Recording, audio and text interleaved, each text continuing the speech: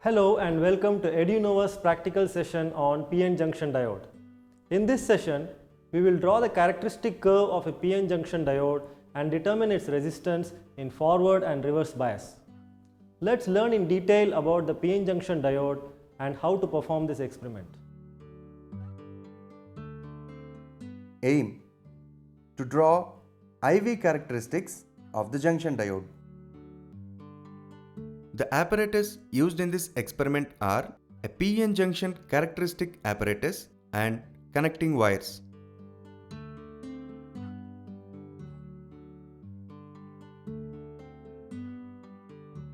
A P-type semiconductor is the one which has free hole and impure immobile negative ions. So, we can say that P-type semiconductor have excess number of holes and they are majority charge carriers. Whereas N-type semiconductor is the one which has free electron and impure immobile positive ions. So, we can say that N-type semiconductor have excess number of electrons and they are the majority charge carriers. The combination of P-type and N-type semiconductors result in a PN junction diode. Here, at the junction, diffusion takes place. Similarly, due to the higher concentration of electrons in the N section, electrons diffuse from N side to P side, leaving behind an ionized positive charge which is immovable. As the holes and electrons continue to diffuse, a layer of negative charge on the P side of the junction and a layer of positive charge on the N side of the junction is developed. This junction region is known as depletion layer. Since either side of the junction region stationary positive and negative charges exist, there is an electric potential difference Vd across the junction which is called potential barrier. It prevents the further movement of holes and electrons. And this whole combination is nothing but the PN junction diode. Here, the white line on one end indicates that it is a negative terminal. Now, let us study the forward bias characteristics. When P section is connected to the positive terminal and N section is connected to the negative terminal of the battery, the PN junction is said to be in the forward bias. With the increase in forward bias voltage, the forward current increases slowly. When the forward bias voltage V equal to the threshold voltage, the forward current increases rapidly.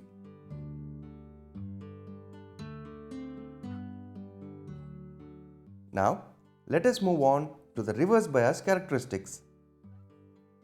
When the P section is connected to the negative terminal and the N section is connected to the positive terminal of the battery, the PN junction is said to be in the reverse bias. With the increase in the reverse bias voltage, a very small reverse current flows which remains almost constant. When the reverse bias voltage V equal the reverse breakdown voltage, the reverse current suddenly increases to a large value. Now that you have understood the working of a PN junction diode and the procedure for this experiment, let's make the connections. This is the on-off switch for the power supply for this circuit. When you are making the connections in forward bias, you must flip both these toggle switches towards FB, that is forward bias. When you are making the connections for reverse bias, you must flip both these toggle switches towards RB, that is reverse bias. We will use these two terminals to connect the diode in forward bias and these two terminals to connect the diode in reverse bias.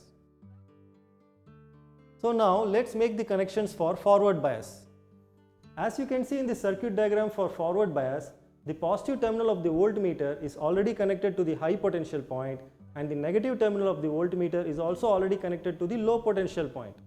So, to connect the positive terminal of the diode to high potential, we will first connect the positive terminal of the voltmeter to the positive terminal of the ammeter, and then we will connect the negative terminal of the ammeter to the positive terminal of the diode.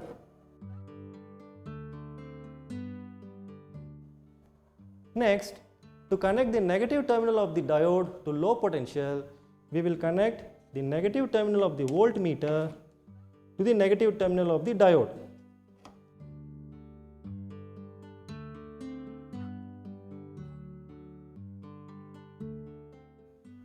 Thus, the diode is now in forward bias since the positive terminal of the diode is connected to the high potential point and the negative terminal of the diode is connected to the low potential point. The voltmeter measures the forward bias voltage and the ammeter measures the forward current in milliamperes. Thus, the connections in forward bias are complete. So now let's start the experiment. Remove the zero errors, if any, in the ammeter and voltmeter. As you can see, the ammeter here has a zero error of 2 divisions while the voltmeter does not have any zero error. So let's first remove the zero error in the ammeter by using the screwdriver.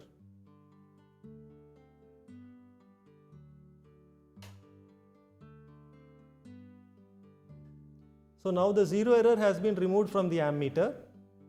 Next, we will note down the range and least count of the ammeter and voltmeter. In forward bias, the range of the ammeter is 15 milliamperes and its least count is 0.3 milliamperes because 10 divisions make up 3 milliamperes. In forward bias, the range of the voltmeter is 1 volts and its least count is 0.02 volts since 10 divisions make up 0.2 volts. So let's switch on the power supply. Ensure that both the toggle switches are in forward bias mode. And now let's increase the forward voltage by turning the forward bias knob slowly. We find that while the forward voltage has increased up to 0.3 volts, the forward current is still remaining 0. So let's increase the forward voltage a little more.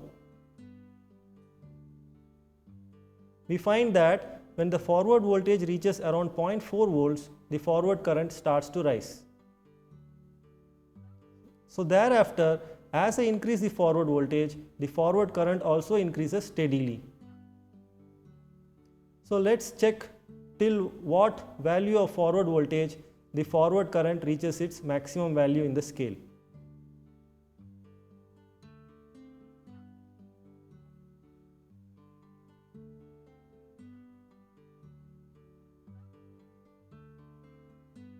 So we find that we will be able to take measurements up to around 0.6 volts so that we can cover the entire range of the ammeter.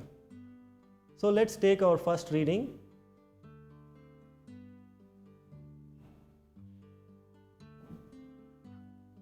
We will set the forward voltage to 0.02 volts and we find that the forward current is 0 milliamperes.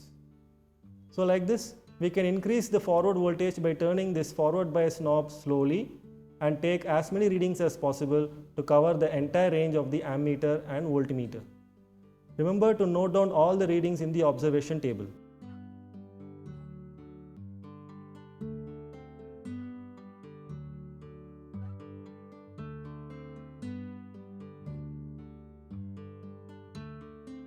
Now that we have taken the readings for forward bias, let's make the connections for reverse bias. First, flip the toggle switches to reverse bias mode. Now, as you can see in the circuit diagram for reverse bias, the positive terminal of the voltmeter is already connected to the high potential point and the negative terminal of the voltmeter is already connected to the low potential point. So, we connect the negative terminal of the diode to high potential point by first connecting the positive terminal of the voltmeter to the positive terminal of the ammeter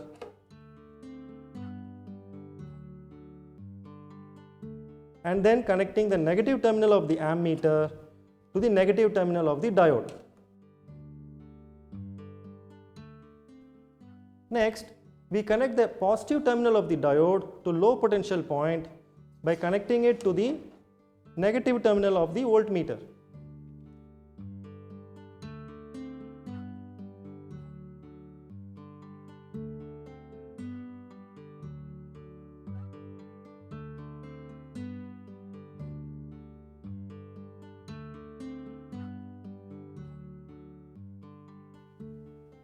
Thus, the diode is now in reverse bias since its negative terminal is connected to high potential point and its positive terminal is connected to the low potential point.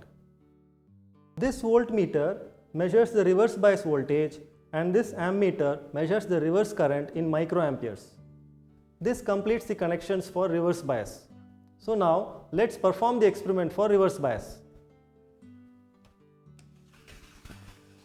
Since there is no zero error in the ammeter and voltmeter, let's note down their range and least count. The range of the ammeter is 0 to 100 microamperes and its least count is 2 microamperes since 10 divisions make up 20 microamperes.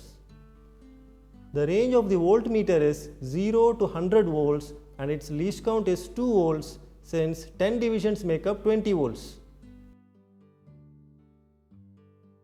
Let's switch on the power supply and increase the reverse bias voltage by slowly turning this reverse bias knob. Now as the reverse bias voltage is increasing, observe that the reverse current is also increasing steadily. Since we want to utilize the full range of the ammeter scale, let's find out at what value of reverse bias voltage the ammeter reaches its maximum deflection. So we find that at around 50 volts in the reverse bias, the ammeter reaches its maximum deflection. So we will plan our measurements in such a way that we take as many readings as possible till the voltmeter reaches 50 volts. So let's take our first measurement for the voltmeter reading of 4 volts. So now the voltmeter is showing 4 volts and the corresponding reading in the ammeter is 2 microamperes. So note this down in the observation table and take the remaining readings by increasing the reverse bias voltage slowly by rotating this reverse bias knob. Tabulate all your readings in the observation table.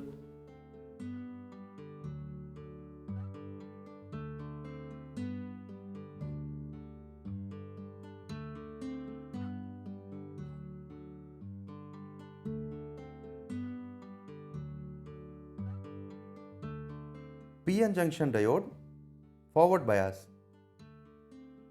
Range of the voltmeter is equal to 0 to 1 volts. Least count of the voltmeter is equal to 0.02 volts. Zero error of the voltmeter is equal to nil.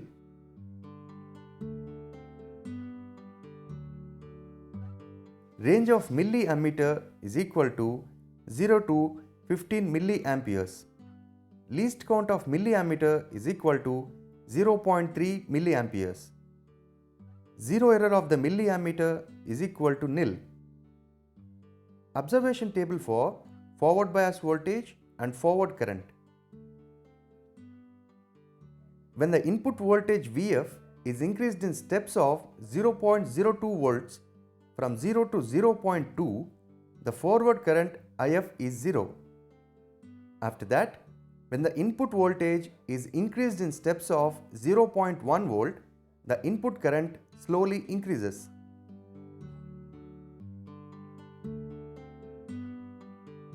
Using the values of forward voltage and forward current, we plot a graph by taking forward voltage on x-axis and forward current on y-axis.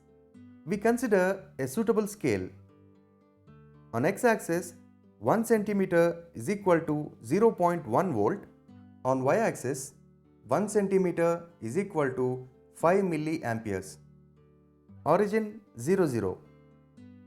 Now, let us plot the points on the graph. The graph comes out to be as shown here. In forward bias, junction resistance is R is equal to delta Vf by delta If, which is 0.7 minus 0.6 by 15 minus 5. that is equal to 0.1 volt divided by 10 milliamperes is equal to 10 ohms. Junction resistance for forward bias is 10 ohms. Reverse bias. Range of the voltmeter is equal to 0 to 100 volts. Least count of the voltmeter is equal to 2 volts. Zero error of the voltmeter is equal to nil.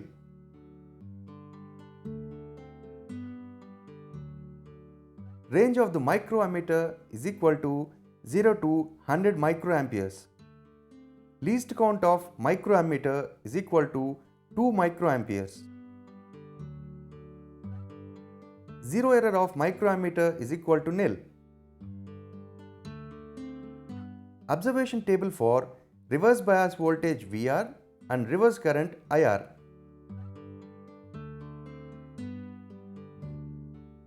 When the reverse bias voltage is 4 volts, the reverse bias current is 2 microamperes. Similarly, the reverse bias voltage is increased and the corresponding reverse current readings are as follows. Using the values of reverse voltage and reverse current, we plot a graph by taking reverse bias voltage along negative x-axis and reverse bias current along negative y-axis. We consider a suitable scale. On x-axis, 1 cm is equal to 10 volts. On y-axis, 1 cm is equal to 20 microamperes. Origin 0, 0.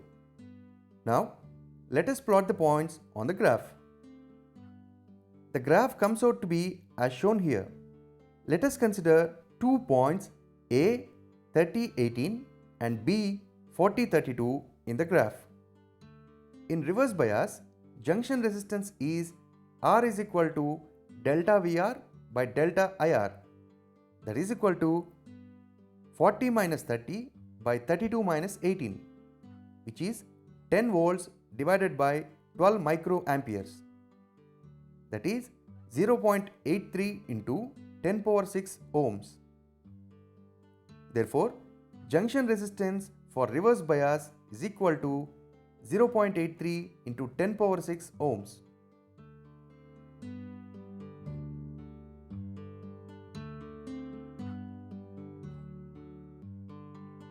All connections should be neat, clean and tight. Key should be closed only when we are taking the readings. The voltage should be increased in steps of 0 to 1 volt until you observe a significant change in the current. Forward bias voltage beyond breakdown should not be applied. I am sure that after watching this video, you have now understood how to draw the characteristic curves of a PN junction diode and determine its resistance in forward and reverse bias. Thank you for watching this video.